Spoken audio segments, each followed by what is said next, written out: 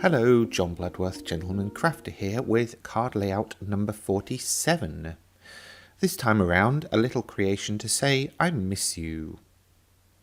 Hopefully you're coming out of lockdown soon. Anyway, the Bloom and Wonder pad from first edition is jam-packed full of lovely patterns, which would work well for all sorts of different occasions.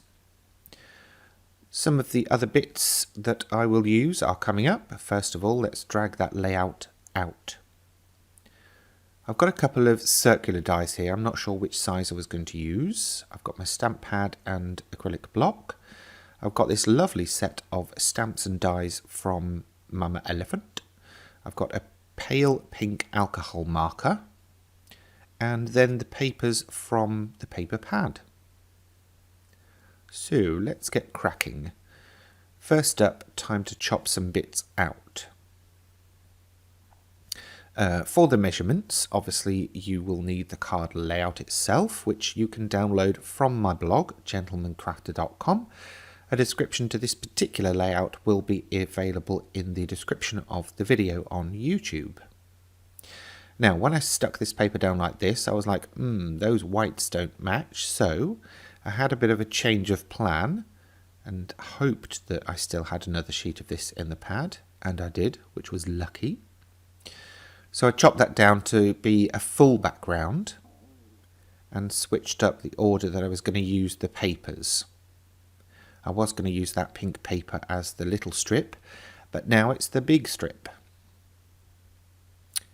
So, now, I did look at this paper when I turned it over and thought, I could use that as well. So there's an alternative. If you've got double-sided papers, just flip them over and use the alternatives. You might find something you like even better. I think I've done a tip. That's not bad after 47 card layouts. Anyway, using the bookbinding glue from Pinflair as usual. It's my fave. And the gridded ruler to help me get things straight-ish. I really should do some wonky layouts and see how I get on. Now, the original pink strip had that pattern on it, and I thought, what the heck, I'm going to use it. It's only a little strip, all the colours coordinate, so go for it. Now that I had everything in place, I could really sort of take a look and see which circle will work better. It's all well and good doing these layouts, but sometimes you just got to properly eyeball it. Also, it worked with the rabbit stamp. Now here's a quick tip. For positioning of that rabbit, I'm going to stamp it both onto that circle and also then do a second one that I can colour in.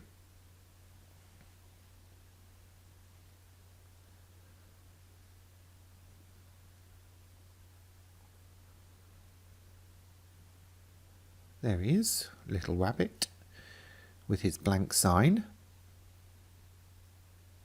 Thankfully there are some sentiments on this stamp sheet that I can use.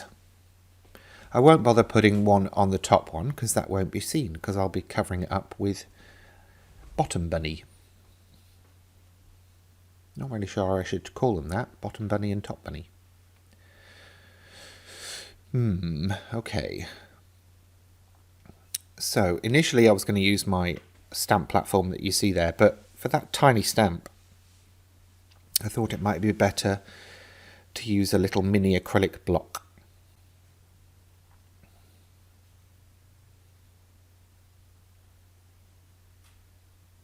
Congrats. Congrats on getting it in position and stamping it down, Bloodworth. That would be, oh there we go, done it.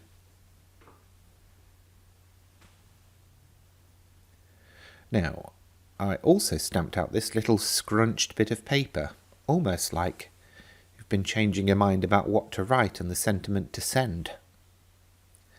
That comes with a coordinating die as well, believe it or not. So that's all very cute. I'm going to send the top bunny through the die cutting machine with the circular die, and because I'd already drawn that pencil line, I know exactly where to put the die.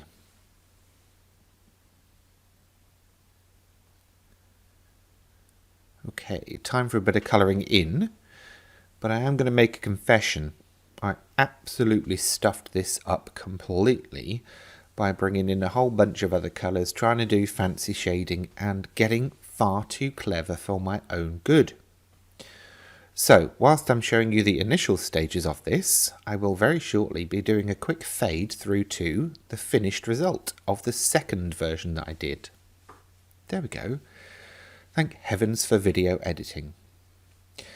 Now, it comes with a matching die, which leaves a white space around the edge. So I positioned that, then I couldn't find my masking tape, but in the end I did, thank goodness.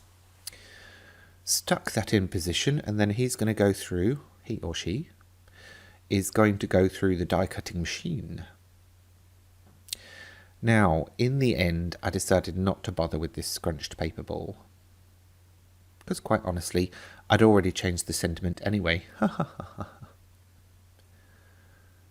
Okay, there we go. Bish bash bosh. Aw, cute.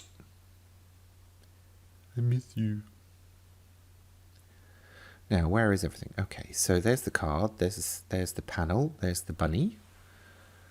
Now then, I think... Oh, there's my thinking fingers going on.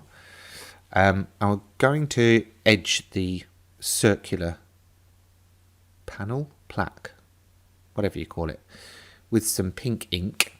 I did a test because that ink pad looked quite mucky, so I just wanted to make sure it had come out okay.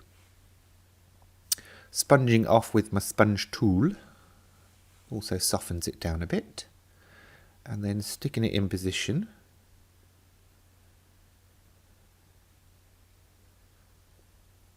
There we go. Foam pad for Mr. Bunny, and that's going to get stuck right in the middle of that circle. But thinking fingers again. Why have I got thinking fingers going on these days? Anyway, again, I thought I wanted something a little extra, so for some reason I put gemstones in a little princess crown configuration. I mean, that makes sense, right? Anyway, after a bit of fiddling with gems, I finally got them all in position, with just one at the bottom. There we go. And then the final bit is Mr. Bunny saying, "I miss you." And there we have it. I've randomly waffled through yet another video. I hope you've enjoyed it, and of course leave your questions wherever you fancy. That's it for this time. If you've enjoyed this video, please remember to give it a thumbs up, and if you have any questions, feel free to leave them in the comment section below. And for more from me in the future, please remember to subscribe to this channel. Thanks for watching.